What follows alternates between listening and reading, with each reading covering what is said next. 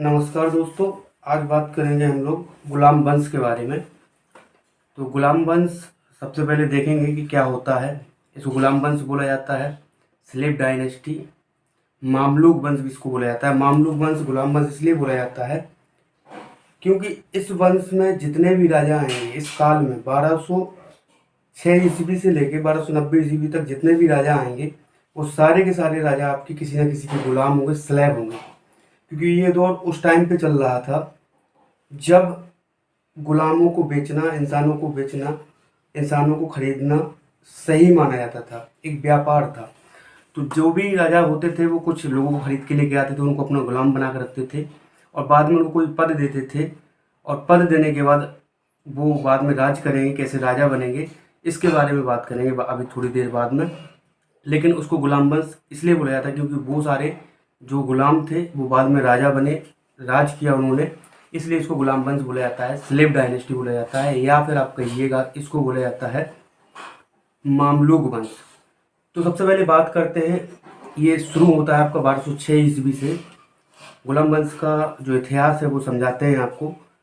सल्तनत काल में आपके कई सारे काल आएंगे। सल्तनत काल में सबसे पहला आपका आएगा गुलाम वंश। इसको 1206 से लेकर 1526 ईस्वी तक आपका रहेगा सल्तनत काल। गुलाम वंश जो होगा उसको गुलाम वंश बोला जाएगा 1206 ईस्वी से लेकर 1290 ईस्वी तक इसको गुलाम वंश बोला जाएगा, क्योंकि इसमें जितने भी राजा आएंगे, चाहे आपका कुतुबुद्दीन ऐबक हो, आराम शाह हो, इल्तुतमिश हो, रजिया सुल्तान हो, बहराम शाह हो, या फिर आपके बलबन जैसे राजा आए हैं, वो सारे के सारे राजा आके राज करेंगे, इसलिए इसको गुलाम वंश बोला जाएगा। तो हम आज बात करेंगे केवल केवल गुलाम वंश के बारे में, यानी कि 1206 ईस्वी से लेके 1290 ईस्वी तक। इस वंश में सबसे पहला राजा जो आएगा, इसके बाद 1526 ईस्वी के बाद आपका चालू हो जाएगा मुगल काल। मुगल काल चलेगा आपका 1526 ईस्वी से लेकर 1707 तक। ब्रिटिश काल भी इसके बाद चालू हो जाएगा 1707 ईस्वी के बाद में। तो जो आपका सल्तनत काल है, सल्तनत काल में सबसे पहला वंश आएगा गुलाम वंश, फिर आएगा खिलजी वंश, तुगलक वंश आएगा, सैयद वंश आएगा और फिर बाद में आएगा आपका लोधी वंश। तो जो गुलाम वंश है उसका पहला राजा आएगा वो आएगा आपका कुतुबुद्दीन ऐबक। तो कुतुबुद्दीन ऐबक किसका गुलाम था? कुतुबुद्दीन ऐबक गुलाम था आपका मोहम्मद गौरी का।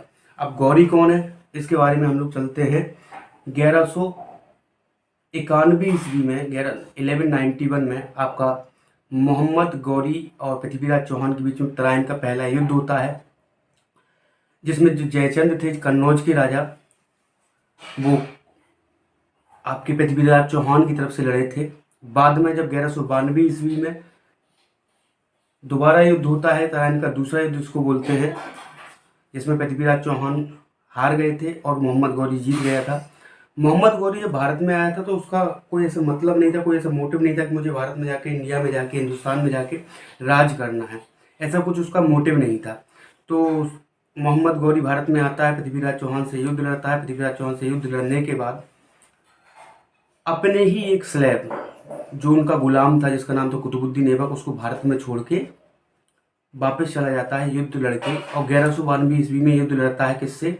1192 ईस्वी में युद्ध लड़ता है, तराइन का दूसरा युद्ध होता है पृथ्वीराज चौहान और आपका मोहम्मद गौरी के बीच में। और जयचंद इस बार लड़े थे मोहम्मद गौरी की तरफ से। इसकी कहानी बहुत लंबी है, इसके बारे में कल फिर बात करेंगे। इसके बाद 1194 में मोहम्मद गौरी एक और युद्ध लड़ता है, जो जयचंद जो पृथ्वीराज चौहान की तरफ से लड़ा था पहले युद्ध में, दूसरे युद्ध में लड़ा था मोहम्मद गौरी की तरफ से, और तीसरा युद्ध उसी के साथ लड़ता है मोहम्मद गौरी 1194 ईस्वी में, जिसको बोलते हैं चंदावर का युद्ध। फिलहाल ये तो गौरी का चैप्टर है, आज हम उसके बारे में बात नहीं करेंगे। हम बात कर रहे हैं गुलाम वंश के बारे में। गुलाम वंश आपका शुरू होता है कुतुबुद्दीन ऐबक से।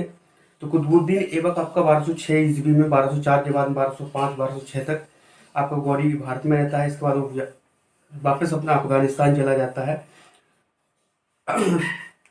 अब बात करते हैं, सबसे पहले हम लोग बात करते हैं कुतुबुद्दीन ऐबक की। तो कुतुबुद्दीन ऐबक पहला राजा रहेगा गुलाम वंश में। और जैसा आप देख पा रहे हैं कुतुबुद्दीन ऐबक पहला राजा रहेगा 1206 ईस्वी में। इसको मैं साफ कर देता हूँ। आराम शाह रहेंगे दूसरे राजा 1210 ईस्वी में, केवल कुछ महीनों के लिए रहेंगे। इल्तुतमिश फिर तीसरे राजा बनेंगे। रुकनुद्दीन फिरोज शाह आपके राजा बनेंगे। फिर रजिया सुल्तान आएंगी, बहराम शाह आएगा, अलाउद्दीन मसूद आएगा, नसरुद्दीन महमूद आएंगे, बलबन आएंगे, कैकूबाद आएंगे, कैकूमर्स आएंगे। अब बात करते हैं हम लोग कुतुबुद्दीन ऐबक के बारे में। सबसे पहले हमें बात करनी है कुतुबुद्दीन ऐबक के बारे में। उससे पहले समझने से पहले हम बात करते हैं किसका किसके साथ में क्या रिश्ता था। तो कुतुबुद्दीन ऐबक का जो लड़का था वो रहेगा आपका आराम शाह। मैं इसको एस लिख दे रहा हूँ, इसका मतलब होता है सन। यहाँ पे अभी आप समझने के लिए समझ लीजिए। आराम शाह कुतुबुद्दीन ऐबक का क्या रहेगा, लड़का रहेगा। कुतुबुद्दीन ऐबक का स्लेव रहेगा, वो कौन रहेगा, इल्तुतमिश रहेगा। तो मैं इसको स्लेव लिख देता हूँ, यानी गुलाम लिख देता हूँ यहाँ पे।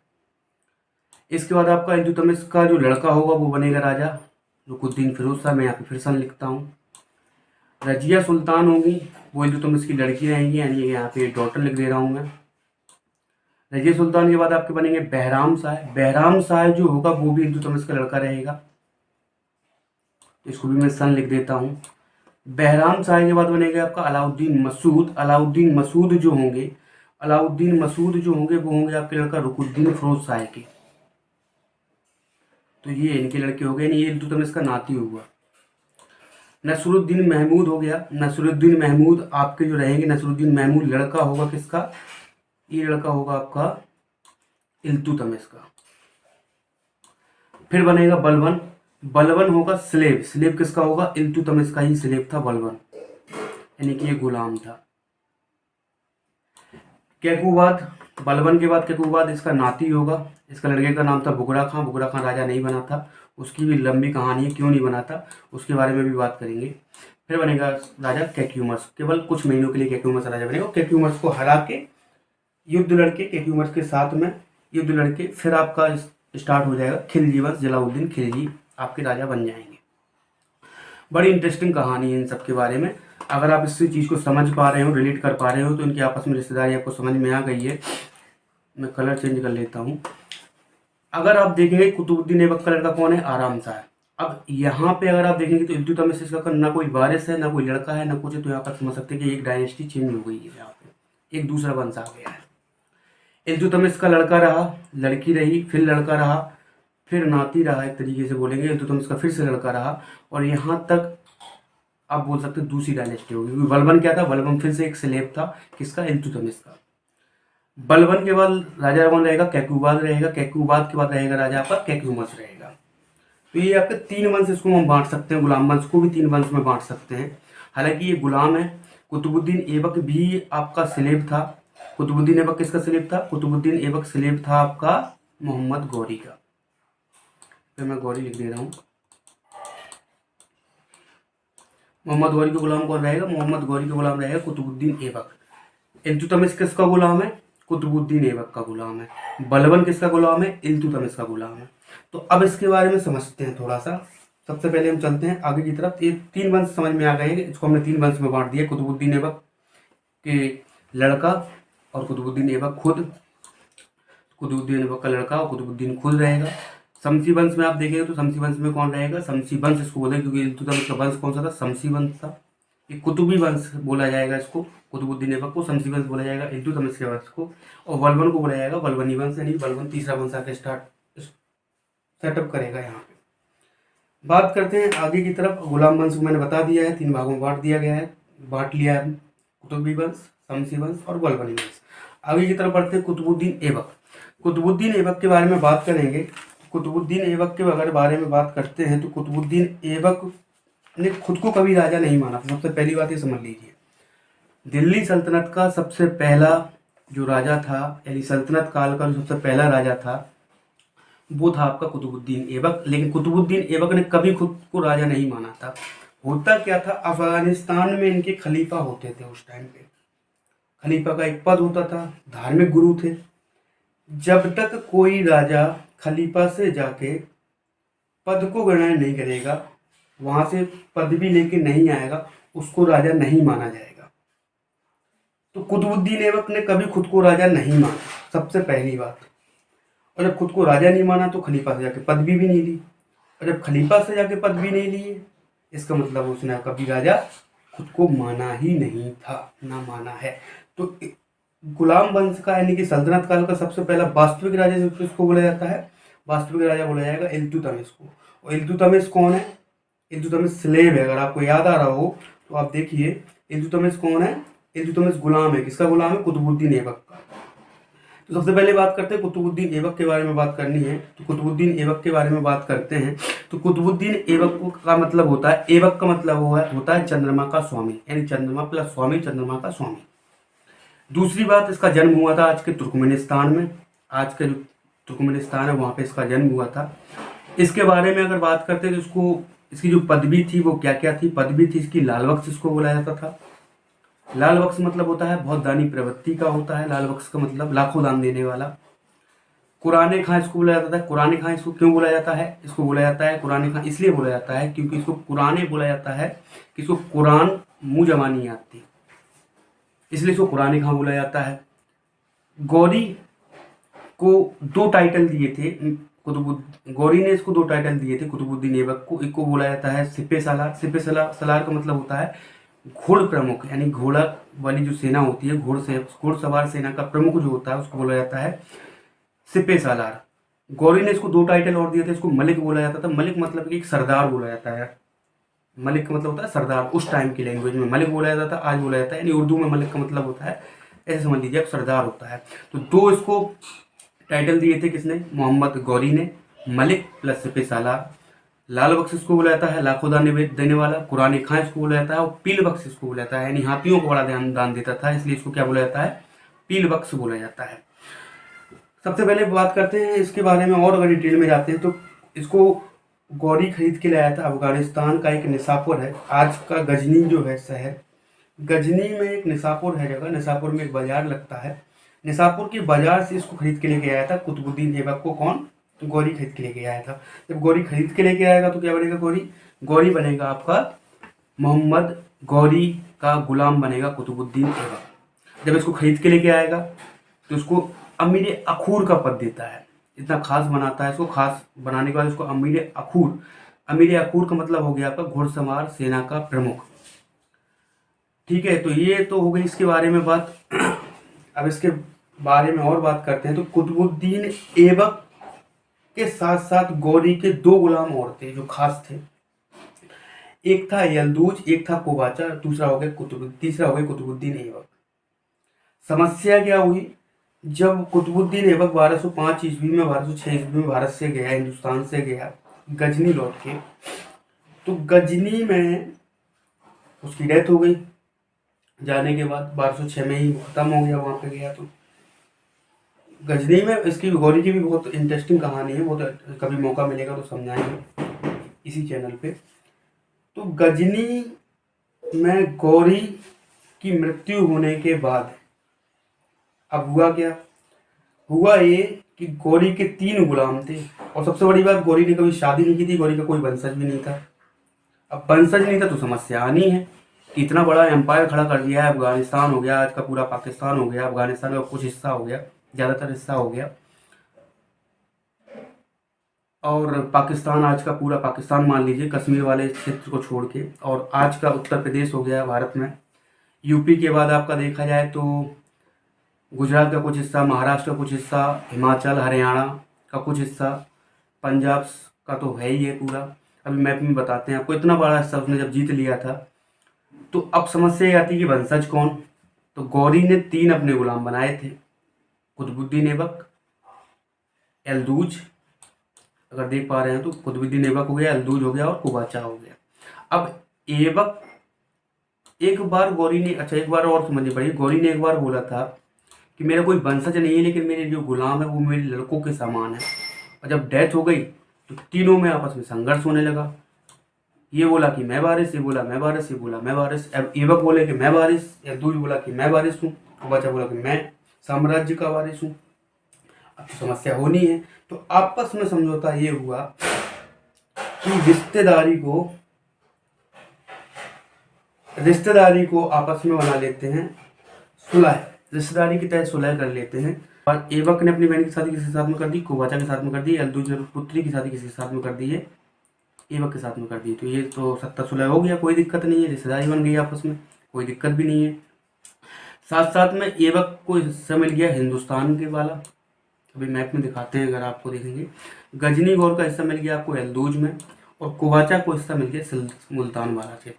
अगर मैं मैप में समझिए तो देखिए, ये जो हिस्सा है ना, ये वाला हिस्सा जो है, ये पूरा हिस्सा मिल गया था किसको, यहाँ से अगर आप देखेंगे ये वाला हिस्सा, इधर से अगर बॉर्डर बनाते हैं तो ये पूरा हिस्सा, इतना हिस्सा मिल गया था किसको, कुतुबुद्दीन ऐबक को मिल गया था। दूसरा वाला हिस्सा अगर देखें तो कलर चेंज करके देखते हैं, दूसरा वाला हिस्सा जो है ना कि पंजाब वाला जो हिस्सा, ये मिल गया था किसको, ये मिल गया था आपको कुबाचा को। तीसरा जो आपका ये वाला इतना हिस्सा जो है ये बचा हुआ, ये वाला हिस्सा, ये गजनी गौर वाला हिस्सा है, ये मिल गया था यलदूज को। तो समस्या दिक्कत नहीं हुई, तीनों हिस्सा बट गए आपस में, समस्या आनी नहीं है। और इतना बड़ा एम्पायर अगर आप देख रहे हैं, पूरा एम्पायर जो आपका देखा है यहाँ से लेके यहाँ तक का पूरा एम्पायर किसके अंडर में था, ये था मोहम्मद गौरी के अंडर में। अब कोई प्रॉब्लम ही नहीं, सत्ता सुलह भी हो गई है। कुतुबुद्दीन ऐबक ने अभी अपने आप को कभी राजा माना भी नहीं है अभी तक, पूरे शासन काल में 4 साल तक ये राजा रहता है। इसी बीच ये जाता है अफगानिस्तान में, अगर आप समझ रहे हैं तो बुखारा का बाजार था वहाँ पे, बुखारा के बाजार से ये खरीद के लेके आता है इल्तुतमिश को। इल्तुतमिश कौन हो गया, कुतुबुद्दीन ऐबक का गुलाम हो गया। अब कुतुबुद्दीन ऐबक का गुलाम कौन हो गया, इल्तुतमिश हो गया। अब खरीद के लेके आएगा तो उसको एक पद दिया, क्या पद दिया, इल्तुतमिश को पद दिया उसने सूबेदार का पद। सूबेदार का पद देने के बाद उसको बदायूं का सूबेदार बना देता है। इलाके बदायूं उत्तर प्रदेश में एक जगह है, वहाँ का एक सूबेदार बना देता है। प्लस बोला जाता है इल्तुतमिश के बारे में भी बोला जाता है, इसके बाद का राजा है, अगर आप समझ पा रहे हो, अगर आपको याद हो तो ये देखिए इल्तुतमिश इसके बाद ही राजा बनेगा। आराम शाह के बाद, इल्तुतमिश कुतुबुद्दीन ऐबक के बाद आराम शाह बनता है, आराम शाह के बाद कौन बनेगा, इल्तुतमिश बनता है। तो अगर आप देखें तो इल्तुतमिश को खरीद के कौन लेके आ गया, इल्तुतमिश को खरीद के लेके आया है कुतुबुद्दीन ऐबक ने।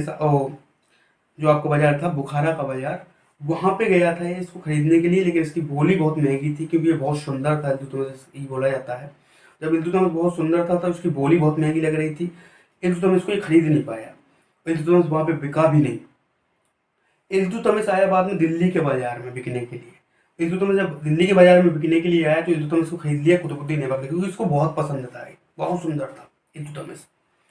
इतना पसंद आया कि इसने अपनी लड़की की शादी, अगर आप समझ पा रहे हो, कुतुबुद्दीन ऐबक ने अपनी लड़की की शादी इल्तुतमिश के साथ कर दी, दामाद बना लिया अपना, और इसको बदायूं जो भी होता है उत्तर प्रदेश का सूबेदार बना दिया। बात समझ पा रहे हैं, रिलेट कर पा रहे हैं सर बात को। इसके काम के बारे में बात करते हैं तो इसने दिल्ली में कुतुब मीनार की नींव रखी थी, पूरा नहीं बनाया था, कुछ नींव कुछ हिस्सा 1-2 फ्लोर उसने कंप्लीट कराए थे, पूरा नहीं कराया था, पूरा कराएगा इल्तुतमिश आके। प्लस 2.5 दिन का झोपड़ा बनाया था जो आज अजमेर में है, जयपुर में है। कुतुब इस्लाम मस्जिद इसने बनाई थी दिल्ली के अंदर, ठीक है। तो ये चीज़ हो गई है, इतनी सी बात इसने इतना काम किया।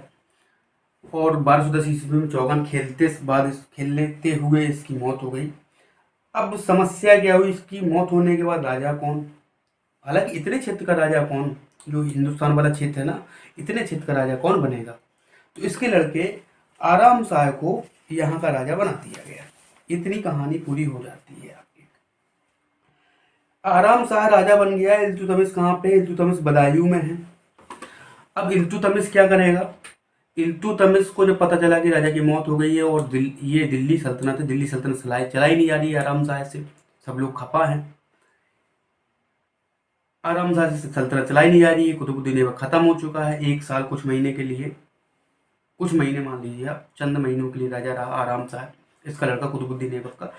इल्तुतमिश जाता है आराम शाह को हराता है, हराता क्या, युद्ध नहीं लड़ेगा आराम, इल्तुतमिश बदायूं से जाएगा आराम शाह को हराने के लिए, युद्ध भी लड़ेगा और आराम से सलाह करके उसको हरा देगा। अब हरा देगा, चैप्टर क्लोज आराम शाह का। अब राजा कौन बनेगा दिल्ली का, इल्तुतमिश बनेगा। इतनी बात समझ में आ गई है। अब इल्तुतमिश के बारे में बात करते हैं। तो इल्तुतमिश का जो टाइटल था उसको बोला जाता है गुलामों का गुलाम। पहली बात, क्यों, कुतुबुद्दीन ऐबक का गुलाम कौन था, इल्तुतमिश स्लेव था, और कुतुबुद्दीन ऐबक किसका गुलाम था, मोहम्मद गौरी का। तो मोहम्मद गौरी का गुलाम ऐबक, ऐबक का गुलाम इल्तुतमिश। तो क्या टाइटल माना जाएगा इसका, गुलामों का गुलाम। इल्तुतमिश का मतलब होता है राज्य का स्वामी, ठीक है, इसके नाम का मतलब क्या होता है, राज्य का स्वामी। इसके बाद अमीर उल मोमिन पद मिलेगा इसको। अमीर उल मोमिन पद कहाँ पे मिलेगा, याद आ रहा है अगर आपको तो मैं आपको समझाता हूँ कि कुतुबुद्दीन ऐबक ने कभी खुद को राजा नहीं माना था, वो अपने आप को गुलाम ही मानता था, कि मैं गुलाम हूँ, अपने मालिक का वफादार हूँ। इल्तुतमिश पहली बार जाएगा अफगानिस्तान में, खलीफा से पद लेके आएगा। खलीफा कौन सा पद देगा इनको? अमीर उल मोमिन का। अब खलीफा ने पद दे दिया तो ये क्या बन गया? राजा बन गया। एक निष्ठा प्राप्त हो गई अपने समाज की। अभी आंतरिक समस्याओं में आएंगे, इसके राज्य में क्या क्या समस्या थी, तो उसमें भी एक समस्या आई, आंतरिक समस्या थी। तो अभी आप इतना ही समझिए कि इसको अमीर उल मोमिन का पद मिल गया था। लिखते जाइएगा, नोट्स बना लीजिए। अमीर उल मोमिन का पद किसने दिया? खलीफा ने दिया था। मकबरों का पितामह इसको बोला जाता है। बहुत मकबरे बनाए थे। मकबरे बनाएगा सबसे पहले। मकबरों को जो शुरुआत है, मकबरी शैली की जो शुरुआत है, वो कौन बनेगा? वो करेगा आपको इल्तुतमिश चालू करेगा। दिल्ली सल्तनत का वास्तविक संस्थापक इसी को माना जाता है। क्यों माना जाता है? वही बात मैंने बताई। कुतुबुद्दीन ऐबक कभी खलीफा से पद लेगा नहीं। जब पद भी ग्रहण नहीं करेगा तो राजा कौन माना जाएगा? जो पद भी ग्रहण करेगा सबसे पहला राजा, उसी को माना जाएगा। इसलिए इसको वास्तविक संस्थापक बोला जाता है। वास्तविक संस्थापक बनने के बाद इसने क्या काम किया? दिल्ली को सबसे पहली बार राजधानी बनाया। खुद को दास्तान से मुक्त किया। खुद को गुलाम नहीं माना, राजा मान लिया खुद को। तो खुद से खुद की मुक्ति कर ली, यानी हम अब गुलाम नहीं है किसी के, हम अब राजा हैं। तो खुद की दास्तान से मुक्ति कर ली। खलीफा से पद भी ले ली, ये भी मैंने बता दिया आपको। अब दिल्ली में इसने क्या काम किया? सबसे पहले दिल्ली में से स्थायी सेना का प्रबंध किया, स्थायी सैन्य व्यवस्था करी, स्थायी सैन्य प्रशासन को बनाया, कर प्रशासन को लागू किया, प्रॉपर टैक्स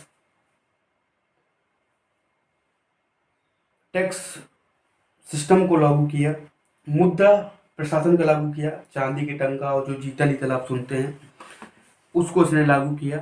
भू राजस्व व्यवस्था को भी सही किया। ये तो इसके राजस्व की बात कर लेते हैं। अब बात करते हैं इल्तुतमिश की समस्याएं क्या थी। इल्तुतमिश की समस्या सबसे पहली थी, वो थी बाह्य समस्या।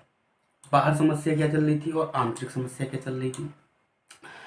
बाहरी समस्या तो वही है, बगल में कौन है? बगल में कुबाचा है, सिंध मुल्तान वाले क्षेत्र में। अगर आप समझ पा रहे हैं तो देखिए, सिंध मुल्तान वाले क्षेत्र में कौन है? यहाँ पे कुबाचा है, यहाँ पे यलदूज है। तो ये दो समस्याएं तो अभी भी हैं, लड़ाई तो हो ही रही है। ऐबक ने तो सत्ता सुलह कर ली थी, ऐबक की तो कोई प्रॉब्लम नहीं थी। ऐबक ने तो रिश्तेदारी को मोहरा बना लिया था, लेकिन इसके पास में समस्या आएगी, अभी राजा बनेगा। बाह्य समस्या में एल्दौज आएगा, कुबाचा भी रहेंगे, और साथ साथ में मंगोल जो था चंगेज खान, वो पूरे इस समय पूरे एशिया में घूम रहा था मुझे साम्राज्य का विस्तार करने के लिए। तो मंगोलों के आक्रमण की समस्या भी थी, बहुत बड़ी समस्या थी ये। आंतरिक समस्याओं के ऊपर जाएंगे तो आंतरिक समस्या थी पहले तो शमसी और कुतबी मुसलमानों की निष्ठा प्राप्त करना। अगर आपको शुरुआत की अगर बात याद आ रही है तो मैंने बोला था इल्तुतमिश जो था वो आपका शमसी वंश का था, कुतुबुद्दीन जो था वो कुतुबी वंश का था, कुतुबी वंश का था। तो इन लोगों की निष्ठा प्राप्त करना। निष्ठा क्यों प्राप्त करना? सबसे वही बड़ी बात वही है कि इल्तुतमिश जो था वो गुलाम था। कहाँ पे था? उत्तर प्रदेश के बदायूं में था। कुतुबुद्दीन ऐबक का लड़का कौन था? बहराम शाह था, आराम शाह था। आराम शाह को हराया किसने? इल्तुतमिश ने हराया। जब हरा के राजा बनेगा तो निष्ठा भी चाहिए, भाई लोगों को विश्वास भी चाहिए, तो उनकी भी निष्ठा प्राप्त करना, प्लस प्रशासन की भी व्यवस्था करना। अब पहली बार प्रशासन राजा बनेगा तो भाई प्रशासन भी चाहिए, प्रशासन चाहिए तो प्रशासन की भी व्यवस्था करना है इसको। इतनी समस्याएं थी। तो सबसे पहले की समस्या के बारे में बात करते हैं। तो इल्तुतमिश ने क्या काम किया, ये अभी बात समझते हैं। 1210 में जूत के युद्ध में आराम शाह को पराजित किया था। मतलब मैंने बताया जो आराम शाह से युद्ध हुआ था वो 1210 ईस्वी में ही हुआ था। जब राजा बनेगा तो उसके पहले युद्ध होगा। एल्दौज की मृत्यु हो जाती है इसी बीच में। वही दल बाद में सरदर्द साबित होता है। सरदर्दी को मिटाने के लिए दल बनाया था, बाद में इतना बड़ा सरदर्द बनेगा ये कि कई सारे वंश आएंगे निकल के, अभी सामने आएगी उसकी कहानी। तो ये कुछ इनका कार्यकाल रहा। बात करते हैं तो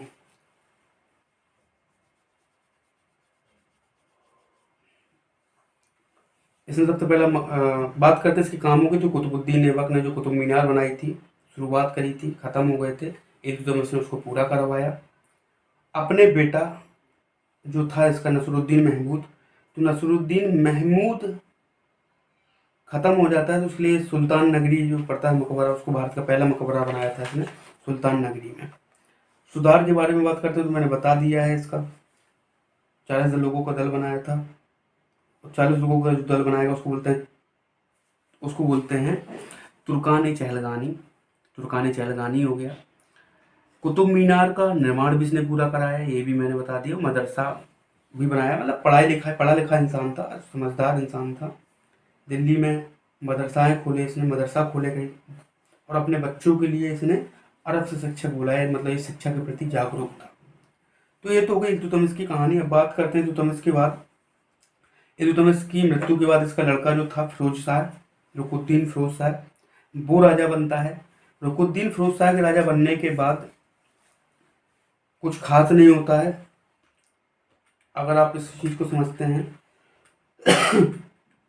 अगर आप इस चीज़ को समझ पा रहे हैं तो आप देखिए, कुतुबुद्दीन ऐबक के बाद कौन बनेगा राजा? आराम शाह बनेगा, कोई दिक्कत नहीं है। फिर इल्तुतमिश बन जाएगा, इल्तुतमिश का भी कार्यकाल पूरा हो गया, करीब 26 साल राज करेगा। फिर रुकुनुद्दीन फिरोज शाह, अगर आप देखेंगे तो इसका लड़का राजा बनेगा, 1 साल के लिए राजा बनेगा, और 40 जो सरदार थे उन्हीं सरदारों की सहमति से राजा बनेगा कौन? रुकुनुद्दीन फिरोज शाह। अब समस्या ये है कि कुछ लोग बोलते हैं ऐसा, मैं तो, कि इल्तुतमिश से जो लड़ रहा था ग्वालियर में, वो ग्वालियर में ही उसने बोल दिया था कि मेरे तीनों लड़के नालायक हैं, कोई भी लड़का राजा बनने के लायक नहीं है, तो मैं चाहता हूँ मैं अपनी लड़की को राजा बनाऊँ। अब समस्या आएगी, मुसलमान पहली बार इतिहास में कोई लड़की को राजा बनाया जाए। बात भी सही थी कि रुकुनुद्दीन फिरोज शाह के तीनों लड़के, बहराम शाह, बहराम शाह हो गया, नसरुद्दीन महमूद हो गया, और तीसरा आपका रुकुनुद्दीन फिरोज शाह, तीनों लड़के बिल्कुल निकम्मे थे। यह भी आपको समझ में आ जाएगा अगर आप देख पा रहे हैं, उसको रिलेट करेंगे इसको, तो केवल एक कुछ महीने के लिए राजा रहेंगे। बहराम शाह भी देखो आप, 1 आध 2 साल के लिए राजा रहेंगे, और इसके बाद जो तीसरा लड़का था इसका नसरुद्दीन महमूद, ये भी देखिए 20 साल तक राजा रहेगा। बाद में वो रहेगा क्यों, वो भी बताएंगे इतने टाइम तक क्यों रह पाया था। जो दल 40 जो बनाया था नसरुद्दीन महमूद ने, वही सत्ता चला रहा थी, ये तो बस नाम मात्र के राजा थे यहाँ पे। तो ये पूरी स्थिति रही, लेकिन इनके बारे में ज़्यादा बात नहीं करनी। रुकुनुद्दीन फिरोज शाह भी कुछ खास कार्यकाल है नहीं, तो इसके बारे में ज़्यादा बात नहीं करेंगे। रजिया सुल्तान के बारे में बात करनी, क्योंकि बहुत इंपॉर्टेंट राजा रही। इम्पॉर्टेंट क्योंकि इसके बारे में इनकी भी थोड़ी सी स्टोरी है, वो आपको बताएंगे रजिया सुल्तान के बारे में।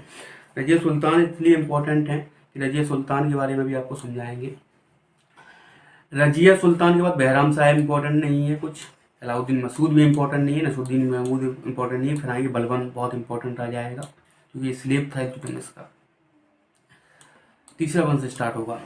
तो फिलहाल रुकुनुद्दीन फिरोज शाह के बाद राजा बनते हैं आपके इल्तुतमिश के ख़त्म होने के बाद रजिया जाएंगी। आज का जो गाजियाबाद है,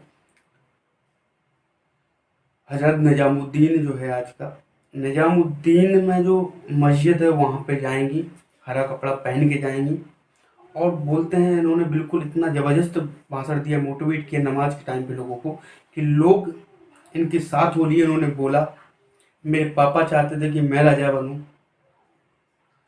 प्लस जो दल चालीसा है वो कभी नहीं चाहता कि मैं रानी बनूं। जब दल चालीसा नहीं चाहता है, अगर मेरे पिताजी चाहते थे तभी उन्होंने मेरी फ़ोटो जो सिक्के चलाए जो उनके ऊपर छपवाई थी। टैलेंटेड थी, बहुत सुंदर भी बहुत थी, बोला जाता है।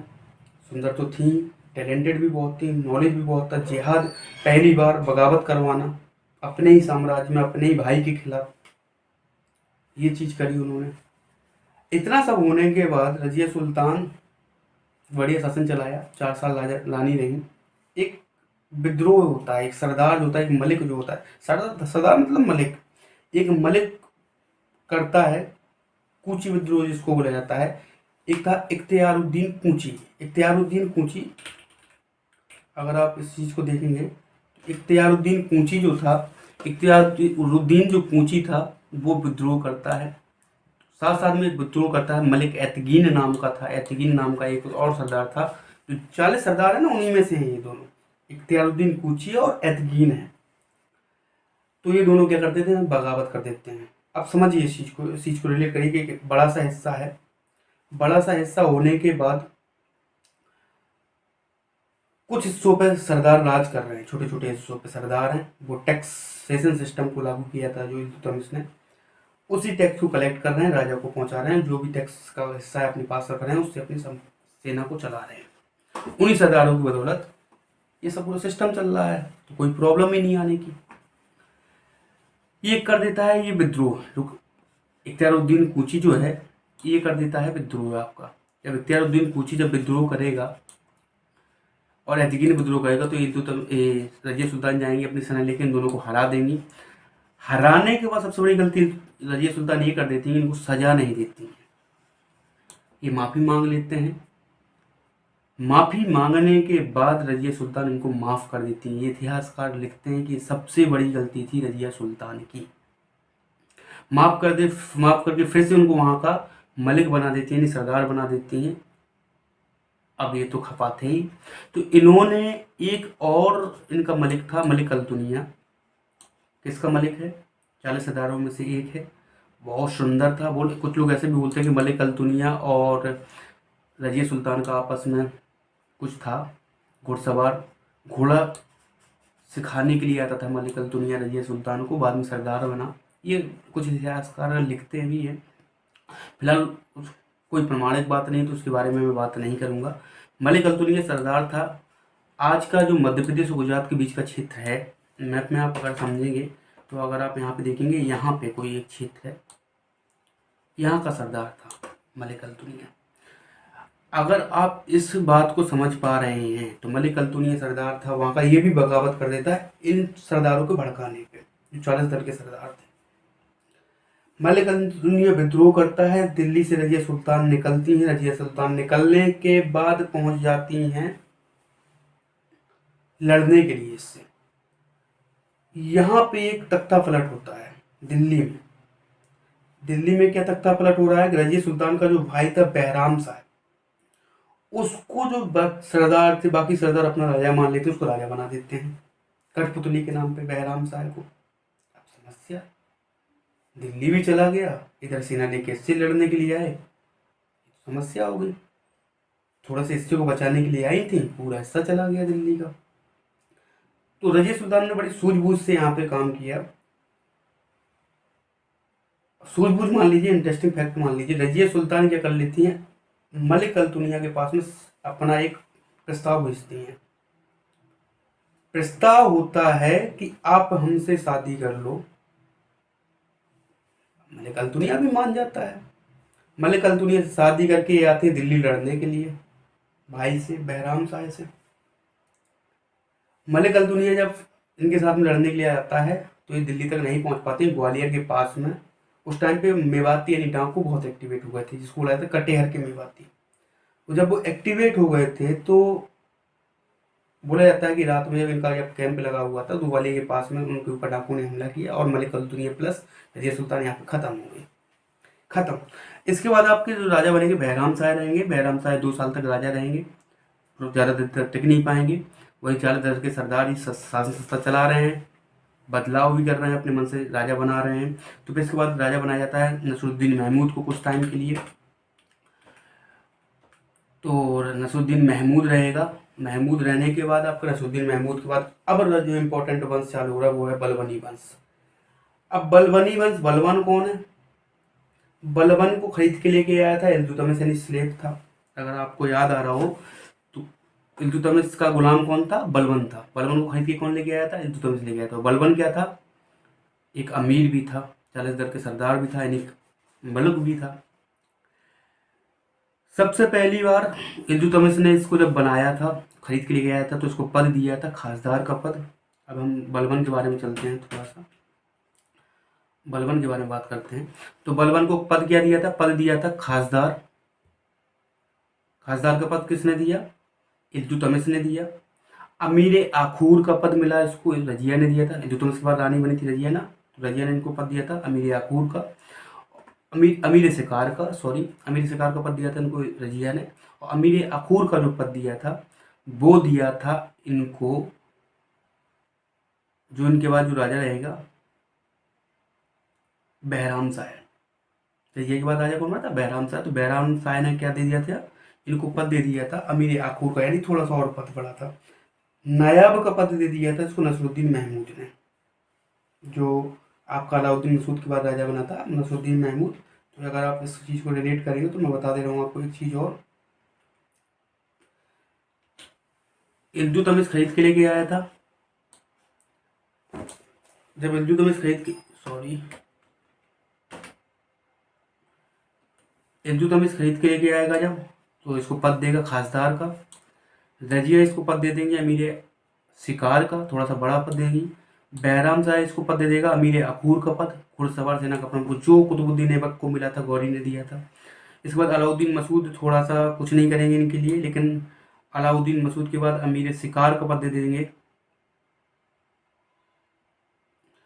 और नसरुद्दीन महमूद इनको जरूर एक पद दे देंगे, उसको नाम होगा नायाब का पद। बड़ा पद होता है थोड़ा सा, तो सारे सरदारों में उसकी धाक जम गई। बाद में अपनी सेना को आक्रमण कर देता है नसरुद्दीन महमूद के ऊपर, और नसरुद्दीन महमूद को हरा के खुद राजा बन जाता है। समस्याएं क्या रही इसके सामने? अगर इसकी समस्याओं की बात करते हैं, समस्याएं क्या रही इसके साथ में? बलबन के साथ में समस्या ये थी कि बलबन की जो समस्या थी, सबसे पहले तो मंगोलों की समस्या थी। अगर आप देख पा रहे हो तो मंगोल अभी खत्म नहीं हुआ है, मंगोलों का अभी चल रहा है, मंगोलों का आक्रमण चल रहा है। तो मंगोलों की समस्या बहुत बड़ी थी। कटिहार की मेवातियों की समस्या, जिसमें रजिया मारी गई थी, उनकी भी समस्या थी। बंगाल में विद्रोह भी हुआ इसके टाइम में, और अपना औचित्य सिद्ध करना। सबसे पहले बात करते हैं अपना औचित्य सिद्ध करना। औचित्य इसलिए क्योंकि 40 जो सरदारों का जो दल बनाया था इल्तुतमिश ने, उसी का एक हिस्सा था ये, गुलाम भी था इल्तुतमिश का। तो अपने ही शासन, अपने ही लोगों के बीच में अपनी ही निष्ठा को रखना, निष्ठा प्राप्त करना अपने ही लोगों की, और ये साबित करना कि मैं तुम लोगों से खास हूँ, ये सबसे बड़ी समस्या थी इसके सामने। तो इसने डर का सहारा बनाया। डर का सहारा, तो मैंने इसके पद तो आपको समझा दिए क्या क्या इसको पद मिला था, और इसको खरीद के लेके आया था इल्तुतमिश। तो इसके बारे में ज़्यादा बात नहीं करते हैं। तो जो इल्तुतमिश ने बनाया था, तो इसने सबसे पहले अपने धर्म का सहारा लिया, मजहब का सहारा लिया। इसने अपने लोगों से बोला, मैं नियामत खुदाई हूँ, मैं ईश्वर का पैगंबर हूँ, तुम लोगों जैसा नहीं हूँ मैं जिल्ले इलाही हूँ। खुद को उपाधि दे रहा, मैं जिल्ले इलाही हूँ। जिल्ले इलाही का मतलब मैं ईश्वर की प्रतिछाया हूँ, मैं खास हूँ। जब मैं ईश्वर का खास हूँ, सबसे पहले फिर बता रहा है ये लोगों को, अपने लोगों को बताता था, दल में लोगों को डराता था। डराता क्या था कि तुम लोगों को जैसा नहीं हूँ मैं ईरानी शासक अकरा सियाब का वंशज हूँ। तुम अगर सोच रहे हो कि मैं तुम जैसा हूँ, तो वैसा नहीं हूँ मैं जो ईरान के शासक हैं उनका वंशज हूँ, तो मैं खास हूँ, आप जैसा नहीं हूँ। लोगों को डरा के रखा है, डर को अपना सहारा बनाया। मैं पहले मजहब को सहारा बनाया, फिर डर। डर ऐसा बताया जाता है इसके बारे में कि जब भी ये बाजार में निकलता था ना, तो अपने साथ में सैनिक लेके निकलता था, 2-4 आगे 2-4 पीछे, नंगी तलवार लिए। कोई राजा के पास नहीं आएगा, कोई राजा की तरफ नहीं देखेगा। तो डर का माहौल क्रिएट किया। डर का माहौल और कैसे क्रिएट किया इसने? दरबार में नाचना गाना बंद, संगीत बंद हो गया दरबार में। हंसी मजाक तो दरबार में होगा भी नहीं बिल्कुल भी, चाहे 40 दल के लोग बैठे हों, चाहे कोई बैठा हो, कोई हंसी मजाक नहीं, कोई नाच, कोई संगीत नहीं होगा, कोई भी हंसी मजाक नहीं होगा। तीसरी बात इसने क्या काम किया? हंसी मजाक संगीत प्लस इसने क्या किया, शराब भी नहीं चलेगी, हमारे पूरे राज्य में कोई शराब नहीं पिएगा।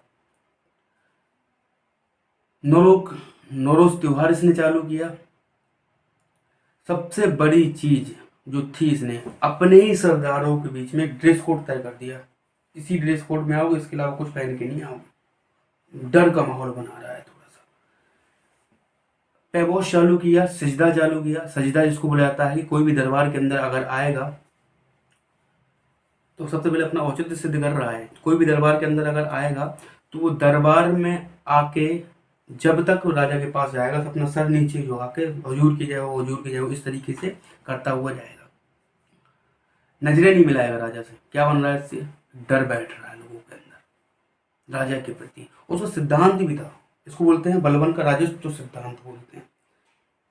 अगर राजा का डर नहीं होगा तो उसकी इज्जत भी नहीं होगी, ये उसका मानना था। ये सत्य भी है कहीं तक, आज की भी तारीख में, आज के भी माहौल में देखा जाए तो ये सही भी है। तो ये हो गया। पैबॉस का मतलब होता है जब भी राजा के पास आप जाओगे, कोई शिकायत है आपको किसी के प्रति, कोई आपको आप कुछ बात करनी है, तो आप राजा के पास जाओगे तो आप क्या काम करोगे, आप जाके राजा के पैर को चूमोगे। जब आप राजा के पैर को चूमोगे तो सिंपल सी बात है, राजा के प्रति आपका सम्मान बढ़ रहा है। ये चीज़ें होने के बाद अगर आप समझेंगे तो इसकी न्याय व्यवस्था के लिए इसने क्या काम किया था, न्याय व्यवस्था के लिए इसने कुछ खास काम नहीं किया था। सबसे पहले ये काम कर देता है, दल चालीसा को इतना डर तो बैठा ही दिया था, बाद में कुछ साल बाद इसको क्या कर देता है, ख़त्म ही कर देता है। दल चालीसा चल नहीं पाएगा, दल चालीसा ख़त्म कर देता है। इतना खतरनाक होता है इसकी, इस कहानी समझते हैं तो अगर मैप को देखते हैं तो मैप में आप समझिए कि इसका एक सरदार था बंगाल में जिसका नाम था तुगरिल खां। क्या नाम था, तुगरिल खां, तुगरिल खां उसका नाम था। ये कर देता है विद्रोह। ये क्या था, सरदार था। ये करेगा विद्रोह, ये अवध के नवाब से बोलेगा, अवध के सरदार से बोलेगा, इसका नाम था अमीर खां। इससे बोलेगा कि जाओ उसको पकड़ के लेके आओ मेरे पास में। किसको, तुगरिल खां को। अवध का नवाब जाएगा लेकिन बोलेगा साहब मान नहीं रहा है वो। बोले अच्छा मान नहीं रहा है। अपने लड़के, छोटे लड़के को, बुगरा खान जिसका नाम था, बड़े लड़के के बारे में भी बात करेंगे, छोटे लड़के को लेके यहाँ पे जाएगा। छोटे लड़के को लेके कहाँ पे जा रहा है, छोटे लड़के को पहुंचेगा जहाँ पे विद्रोह हुआ है बंगाल, तुगरिल खान के पास में। उसको मार के शरीर में भूसा भर के बाजार में टंगवा देता है। इतना खतरनाक। और लड़के से बोलता है देख रहे हो, मेरे से विद्रोह करने का ही नतीजा होता है, मतलब तुम भी समझ जाओगे, अब आगे से ऐसा कुछ मत कर देना। तो ये थी उसकी कहानी। बाद में लौट के जाएगा अवध, तो यहाँ से जाएगा फिर अवध लौट के जाएगा। और इसका जो एक सरदार था, इसका नाम था अमीन खां। उसे बोलेगा तुमसे इतना भी नहीं हुआ, एक सरदार को मारने के लिए बोला था, तुम मारे नहीं। बोले साहब विश्वसनीय था वो। बोले विश्वसनीय था तभी वो वितरघात कर रहा था। बोले आओ तुम भी आओ लाइन में। तो इसको मार के वहाँ का जो किला था वहाँ के गेट पे इसको लटका के अपने लड़के के साथ में आ जाता है वापस दिल्ली। इतना डर बैठा दिया था लड़के के अंदर कि इसके बाद इसका राजा, इसके बाद दिल्ली का राजा बनना था, बुगरा खां को बनना था। लेकिन बुगरा खां का अपने पिताजी पे इतना डर बैठा हुआ था कि उसने राजा बनने से इनकार कर दिया था कि मुझे राजा नहीं बनना। तभी उसके लड़के बलबन का जो नाती था कैकूबाद, वो राजा बनेगा, बुगरा खां राजा नहीं बनेगा।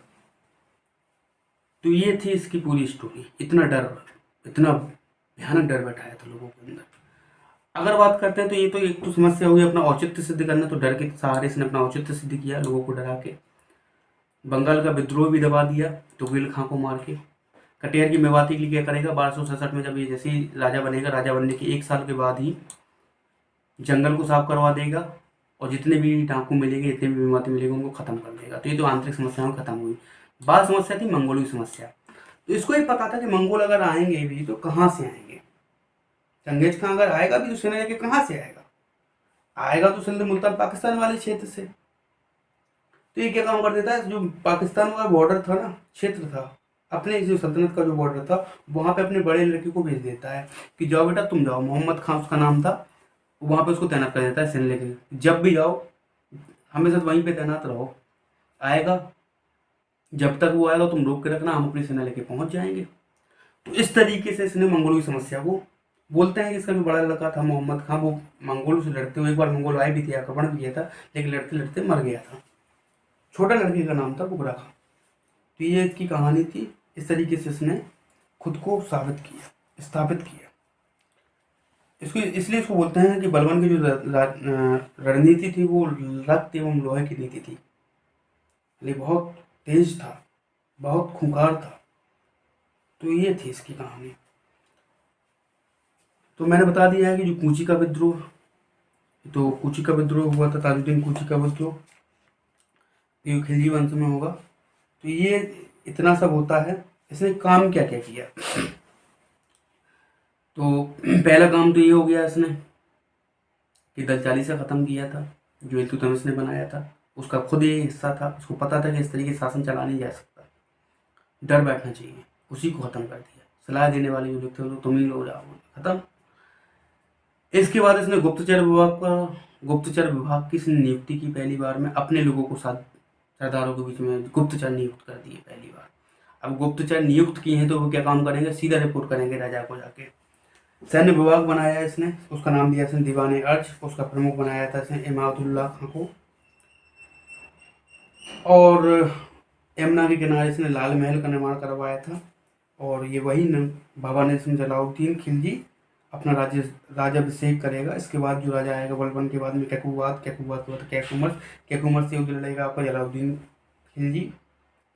और जलालुद्दीन खिलजी जो युद्ध लड़ेगा कैकुमर के बाद लड़ने के बाद यमुना के किनारे उसी लाल किले में अपना राज्याभिषेक कराएगा। तो फिर बाद की कहानी है।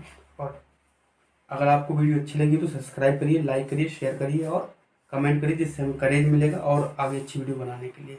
धन्यवाद।